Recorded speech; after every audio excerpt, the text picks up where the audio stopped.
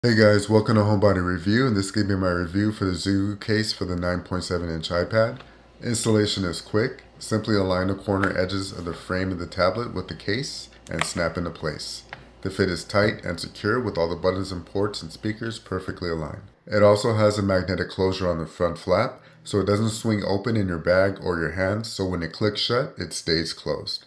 Materials for this is going to be made from a rugged polycarbonate and impact-resistant TPU, along with a nice soft microfiber lining on the inside to help protect the screen, and it's also been drop tested up to 5 feet per military grade standards.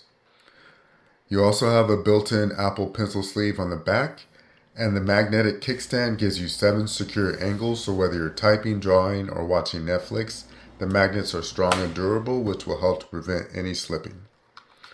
Now this is going to be our second purchase for this case. Our first case lasted almost 5 years before having to replace it.